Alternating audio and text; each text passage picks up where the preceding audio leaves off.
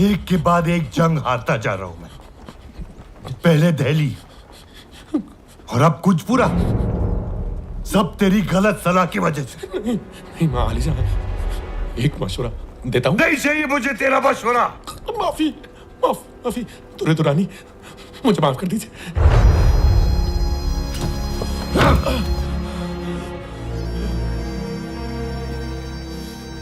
मैं यहां फंसा हुआ हूं और सदस्य मेरे इलाके में घुस रहा है।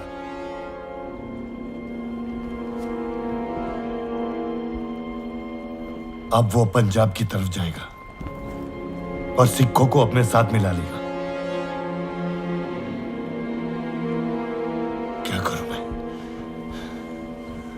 क्या करूं मैं? उसे रोकना होगा। मुझे जमुना पार करनी है। इस वक्त मुनासिब नहीं होगा शहंशाह।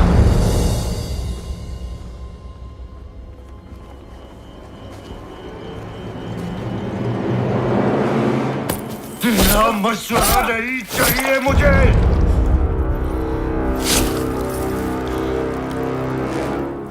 मुझे जमुना पार करनी है, अभी, इसी वक्त।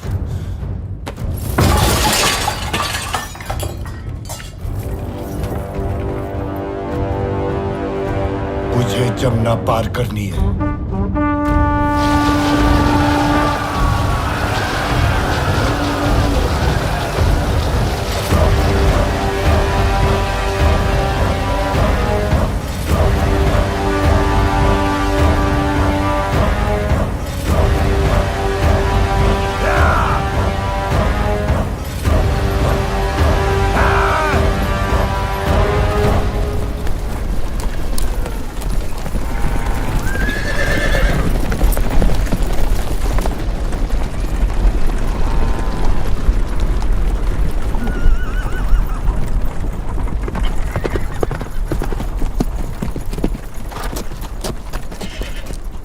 अब्दाली ने नदी पार कर ली, हमारे पीछे आ रहा है, केवल 100 कोस दूर है।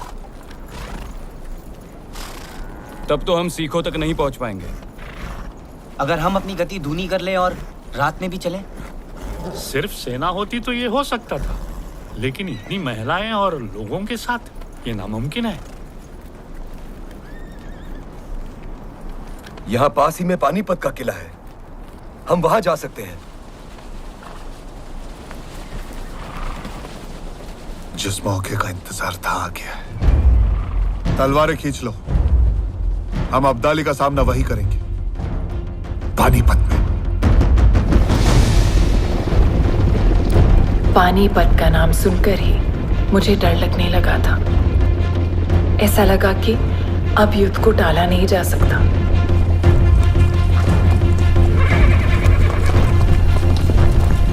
पानीपत का किला।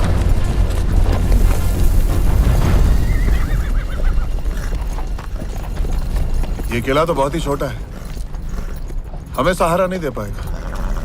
हमें इसके आसपास ही अपनी छावनी लगानी होगी। चलो।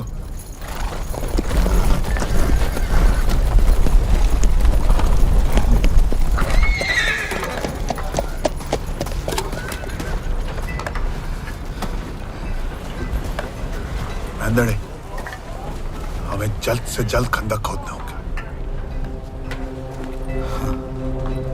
जी।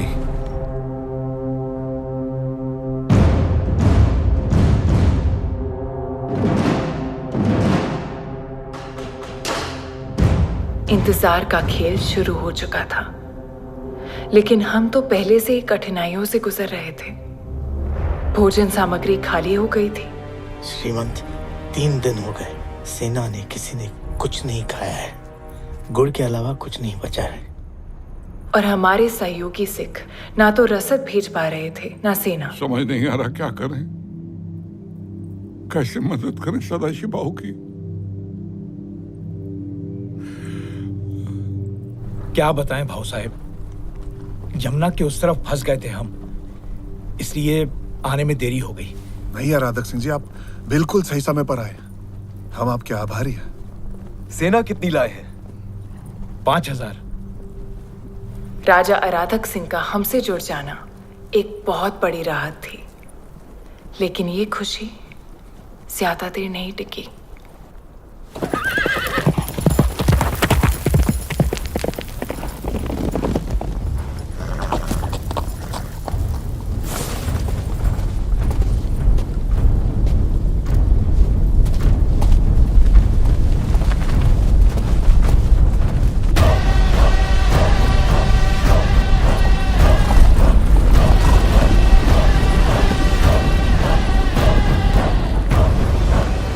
अब हमारे बीच कोई दरिया नहीं है। सदाशिव राव भाव पेशवा। अब्दाली, अब हमारे बीच सिर्फ पानीपत की ये रणभूमि है।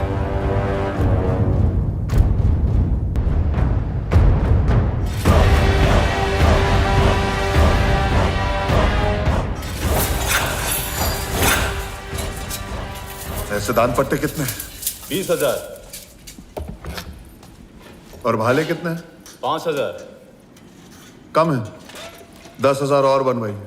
जी श्रीमान। पेशवेण पार्वती बाई येत आहेत।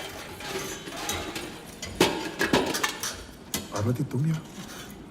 मेरा मतलब है आप यहाँ क्या कर रही हैं? वो मुझे देखना था कि आपके हथियार और ज़ीरा पख्तर ठीक है या नहीं। ये तो कारण नहीं हो सकता। राया, एकांत, हो भाई साहब। तुम्हें या मी बनते। जी भाई साहब।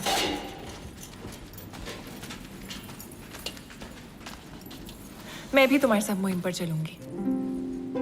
कशाला? एक वैद्य होने के नाते मुहिम में मेरी जरूरत पड़ेगी। बीमारियां हरूंगी, अवसर आया तो घाव भरूंगी। हात्या? सही कहा। मुहिम तो यह है, लेकिन युद्ध की आशंका के साथ मैं गृहस्थी लाद कर नहीं चल सकता। काहे तुम्हें पण एक धनमंत्री होते हुए लाभ हानि का अंतर नहीं जानते? मेरी वहां बहुत जरूरत पड़ेगी। पार्वती, मुहिम कष्टदायक होगी। तो मुझे अपनी ढाल बनाकर ले चलो। सुख में पीछे रहूंगी और दुख में आगे आ जाऊंगी। हम तंबू शामियाने में रहेंगे। तंबू शामियाने में रहना गोपिका बाई के तानों में रहने से अच्छा है।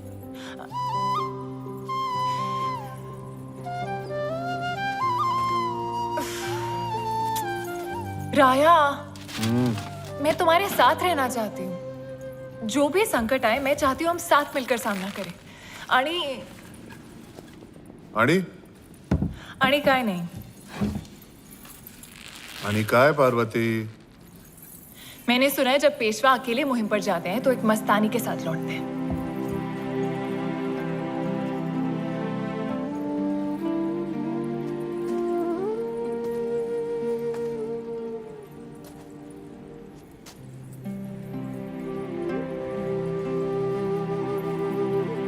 तो असल मामला ये है।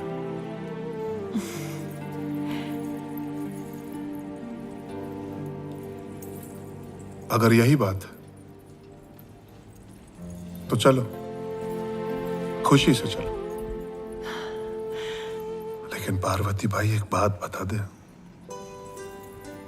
मेरे जीवन तुम ही हो और तुम ही रहोगी।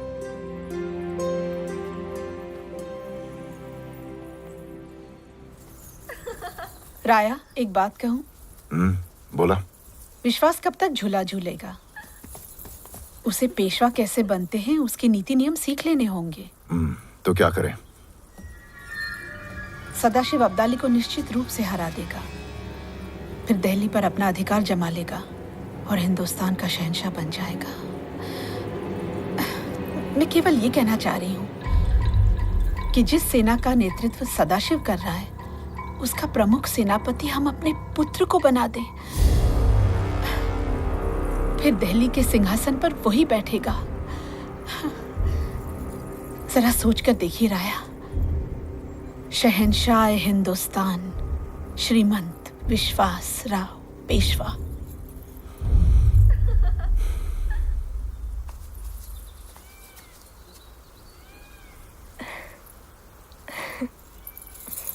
विश्वास, बात दिल्ली और अब्दाली की है। संकट भरी मुहिम है ये। हाँ, लेकिन ये भविष्य की पेशवा के लिए सीखने का एक अच्छा अवसर होगा।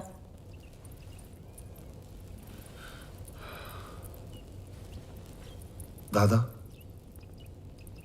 वही नहीं, मैं आपकी दुविधा समझ रहा हूं।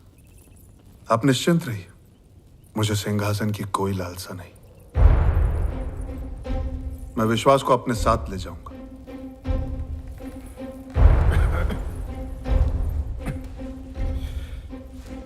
आश्वासन दो, तुम उसकी रक्षा करोगे। अपने प्राणों से बढ़कर।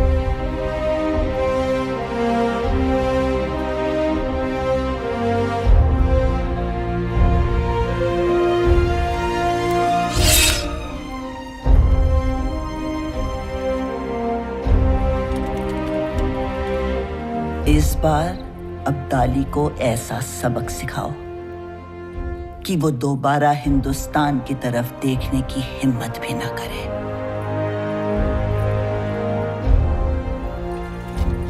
मैं विजय तिलक लगाने की प्रतीक्षा करूंगी। आयुष्मान भव।